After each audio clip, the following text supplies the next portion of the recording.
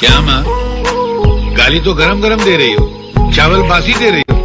ऐसा चावल चूहे नहीं खाते, तुम मेरे को खिला रही हो। अरे चाचा, तू कहीं का महाराजा नहीं, भिखारी है भिखारी। तो क्या हुआ, इस संसार को चलाने के लिए राजा और भिखारी दोनों जरूरी हैं। राजा टैक्स लेता है तो भिखारी भीख लेता है। राजा महल में राज करता है तो भिखारी तुम्हारे दरवाजे पे आके फरियाद करता है। राजा इंसाफ करता है तो भिखारी बासी खाना साफ करता है।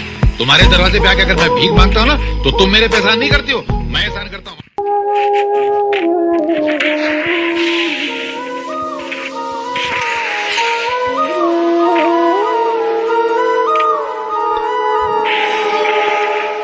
ये क्या बाबूजी, फिर प्याज और रोटी? सब्जी दाल खाना तो कई दिनों से भूल ही गए हैं आप। कई दिनों से आप चटनी रोटी ही खा रहे हैं। कहते हैं चादर जितनी बड़ी हो इंसान को पैर उतने ही फैलाने चाहिए, मगर मेरी तो चादर ही छिन गई है।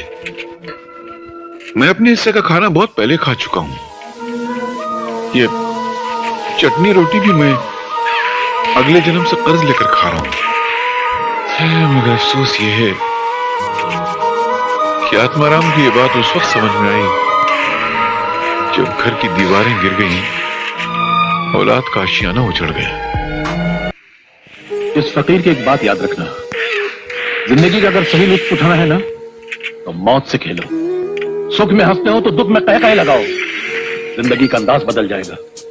बेटे, जिंदा है वो लोग जो मौत से टकराते हैं, मुर्दों से बदतर है वो लोग जो मौत से घबराते हैं। सुख को ठोकर मार, दुख को अपना। अरे सुख तो बेवफा है, चंद दिनों के लिए आता और चला जाता है। दुख तो अपना साथी है, अपने साथ रहता है।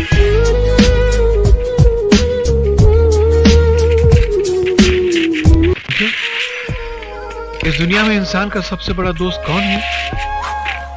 दुख है? इस दुख को इंसान से इतनी मोहब्बत होती है कि हर घड़ी इंसान के सीने से चिमटा हुआ रहना चाहता है। ये वही दुख है जो कभी रोटी का दुख बनकर आता है, कभी नौकरी का दुख बनकर आता है, कभी बीवी का दुख बनकर आता है, तो कभी औलाद का दुख बनकर आता है। एक अकेला दुख है जो चेहरे बदल बदल कर इंसान के सीने से चिमटा हुआ रहना चाहता है।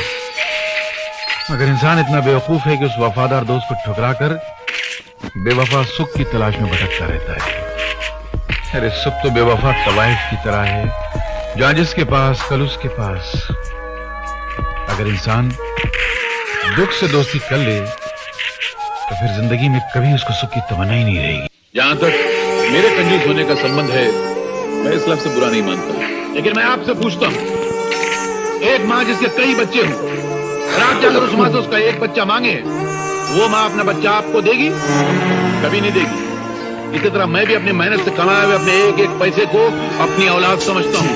अगर वो माँ अपना बच्चा नहीं देगी तो मैं भी अपना बच्चा आपको मुफ्त में नहीं दूंगा। अगर वो माँ कंजूस है तो मैं भी कंजूस हूँ, और मुझे अपने कंजूस होने पर फख्र है, शर्मिंदगी नहीं। इस देश में पढ़ाई लिखाई करने वालों को मिलता क्या है? सारी जिंदगी माँ बाप की दौलत और मेहनत को बर्बाद करके लड़के डिग्री हासिल करते हैं, उसके बाद नौकरी के लिए ठोकरे खाते फिरते हैं। आधी जिंदगी पढ़ाई में गुजर जाती है, आधी जिंदगी ठोकरे खाने में गुजर जाती है। तो क्या फायदा ऐसा पढ़ाई हासिल करके?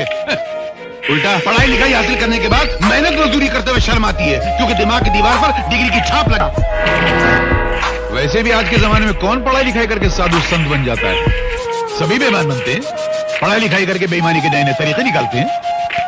मासी जी, एक बात बताऊं, आजकल के जमाने में उसी बच्चे को पढ़ना चाहिए जिसके बाप के बाद दौलत का ढेर लगा हुआ हो, ताकि पढ़ाई लिखाई पूरी करके अपने बाप की कुर्सी पर जाके बैठ जाए और पढ़े लिखे डिग्री वाले नौजवानों को अपना गुलाम बनाकर उन पर हुकूमत करे। इसीलिए मैं अपने बेटे को अपनी यूनिवर्सिटी में पढ़ा रहा हूं, ताकि ये बड़ा होकर किसी की नौकरी नहीं करेगा, अपना बिजनेस, अपना कारोबार खुद करेगा। अपने